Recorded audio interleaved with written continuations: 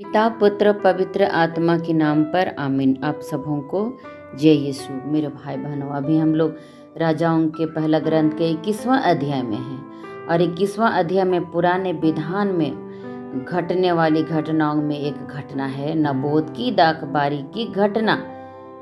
वो घटना हम पढ़ रहे हैं। एक कुख्यात पति पत्नी का टीम के द्वारा एक मासूम आदमी जिनके पास एक प्रतिष्ठित एक संपत्ति थी और उन्होंने लक्षित किया इस संपत्ति को और बरगलाया और उनकी हत्या करवा दिया। ये दुष्ट पति पत्नी पाप की संपत्ति को लालच में आकर इसीलिए वो संपत्ति पाप की संपत्ति एकत्र किया। क्या काम किया? ये पति पत्नी को केवल नहीं बल्कि उनके सारे परिवार को बर्बाद कर डाला ये पाप। क्योंकि सुक्ति ग्रंथ में हम लोग पढ़ते हैं अध्याय 15 वचन संख्या 27 में, जो पाप की संपत्ति एकत्र करता है, पाप की कमाई एकत्र करता है, वो अपने घर को संकट में डालता है, घर को पूरे परिवार को संकट में डालता है। इसीलिए नबी एलिया के द्वारा बहुत ही कठोर दंड सुनाया गया। हालेलुया।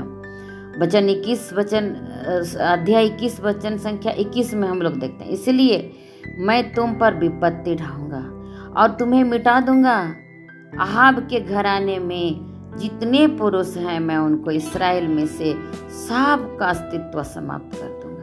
प्रभु का कहना है, चाहे वे दास हों चाहे स्वतंत्र हों, सबको मिटा दूंगा।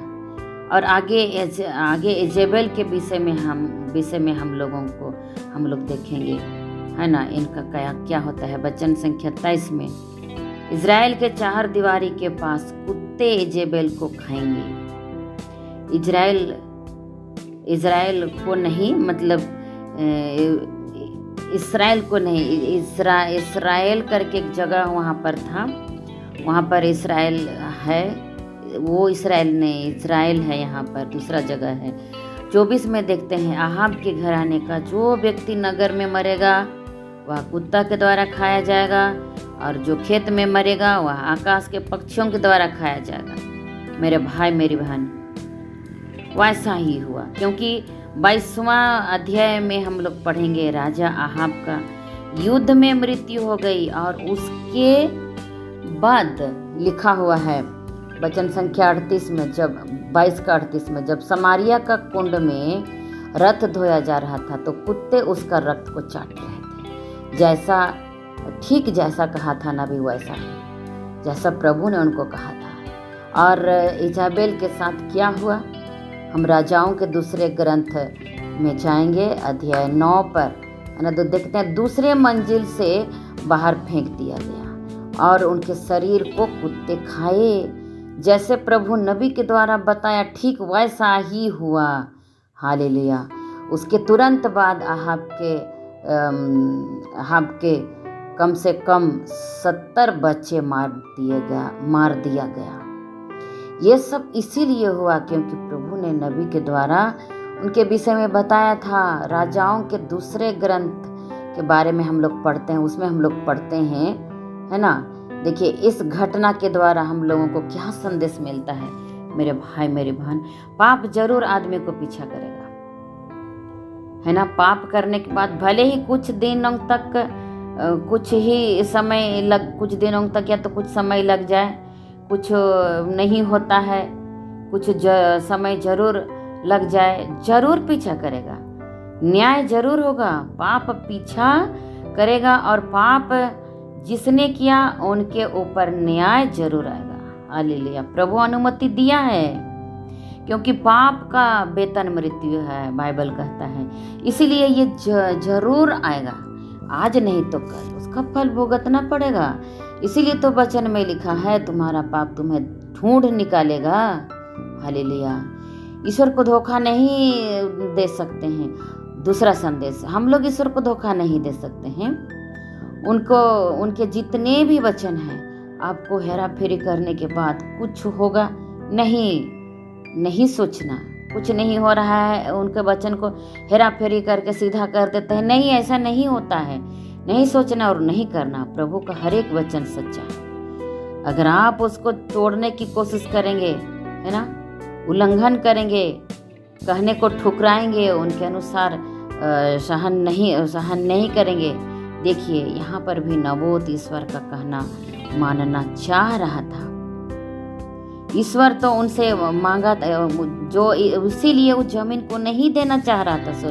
संपत्ति हमको नहीं बेचना है, हम पैसा न, और वो कहता है कि मूसा नबी के द्वारा संपत्ति को नहीं बेचना था। राजा उनसे कहा तो संपत्ति बेचने को क्यों तैयार नहीं हुआ। यहाँ पर देखते हैं क्योंकि मूसा नबी ने बताया था, उसको नियम में लिखा हुआ है, दाएं भाग के रूप में पिता से जो संपत्ति मिली है उसको बेचना नहीं है। हम लोग देखते हैं क्योंकि पिता से जो दाएं भाग में मिला है, खानदान के द्वारा जो दाएं भाग मिला है, क्योंकि पिता से जो दायां भाग में मिला है, इसराइलियों के द्वारा हम लोगों को मिला। ईश्वर की कृपा है वो, और वो दावा करता है जमीन के ऊपर, वो दाएं भाग के ऊपर, क्योंकि उसमें आशीर्वाद है उस जमीन में, इसलिए उसको बेचना नहीं चाहता था, क्योंकि नियम का पालन करना चाहता था। लेकिन आहाब ने उसे ठुकराया, अपने एक प्रजा को ईश्वर के वचन पर चलने से इन्होंने रोका और उनके साथ बेईमानी की। इसीलिए प्रभु को वहाँ पर उनको सजा सुनानी पड़ी, है ना। प्रभु को आप अगर धोखा देंगे तो नहीं होगा। मनुष्य जो बोता है वही लूनेगा, गलाती के पत्र 6 में लिखता है वचन, है ना। ईश्वर को उपहास नहीं किया जा सकता है, मनुष्य जो बोएगा वही लूनेगा। हालेलुया। तीसरा संदेश क्या है हम देखते हैं, अच्छे इंसानों को भी सहना पड़ेगा। देखिए ये आदमी ईश्वर की इच्छा को पूरा करना चाहता था। नबोत कोई पाप नहीं किया, लेकिन उनके साथ कितने बड़े विपत्ति आई। दूसरे लोगों की कमी कमजोरियों को हमको सहना पड़ेगा। जिस दुनिया में हम लोग रहते हैं, इस दुनिया के अनेक लोगों के पाप के कारण, है ना, उनको ऊपर हम लोगों को विपत्ति आ सकती है। ये हमको सहना पड़ेगा अच्छे लोगों को। ये हमारे पाप के कारण नहीं, दुनिया में रहने के कारण इसको हम लोगों को सहना पड़ेगा।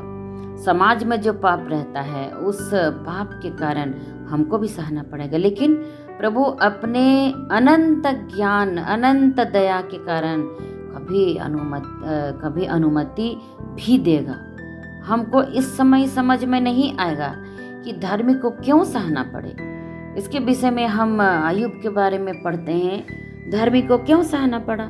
प्रभु अनुमति देगा उसको, और उससे जोड़कर हमको देखना पड़ेगा, है ना। अनंत जीवन की बात को, पुरस्कार के बारे में, अगर अनंत जीवन नहीं होता तो धर्मी के इस दुनिया में सहन के बारे में समझ नहीं सकते। एक धर्मी व्यक्ति इस दुनिया में सहा और मरा और अनंत जीवन दिया। कौन? यीशु मसीह। तो ईश्वर सबसे बड़ा अन्यायी होगा अगर पुरस्कार नहीं मिलेगा, और अनंत जीवन है ही नहीं तो ईश्वर सबसे बड़ा अन्यायी होगा। इसीलिए अनंत जीवन जरूर है। कष्ट सहने के बाद हम लोगों को अनंत जीवन मिलेगा। अगला संदेश हम लोगों को क्या है कि प्रभु सब कुछ को देखता है। हमारे साथ कोई अन्याय किया गया, हमारे साथ धोखा किया गया, सब को प्रभु देखता है। आप निश्चिंत रहिए, आपके साथ जो भी हुआ है प्रभु देखता है। जिन्होंने आपके साथ अन्याय किया प्रभु देख रहा है। किसी ने अन्याय किया, दुष्ट व्यवहार किया, धोखा दिया, मार डाला, कुछ भी किया, वो आगे हम लोगों को दृढ़ता है कि सफलता हम लोगों को देगा प्रभु। भले ही वो बढ़ता रहे और सफलता पाता रहे, हमारे दुश्मन लोग बढ़ते रहे, सफलता पाते रहें, लेकिन प्रभु की दया हम लोगों पर है, प्रभु की नज़र हम लोगों पर है। मेरे भाई बहनों, हमको उसके देखते हुए ना गुस्सा करने की ज़रूरत है, उन लोगों को बढ़ते हुए देखते हुए ना गुस्सा करने की ज़रूरत है, ना ईर्ष्या करने की ज़रूरत, ना ईर्ष्या करने की ज़रूरत है। हमको मालूम होना चाहिए मेरे भाई बहनों, हमारा प्रभु न्यायी है, वो देखता है। बुरा मत सोचना, वो मर जाए, वो हट जाए, वो कुछ ऐसा ना सोचना, नहीं, ऐसा नहीं सोचना।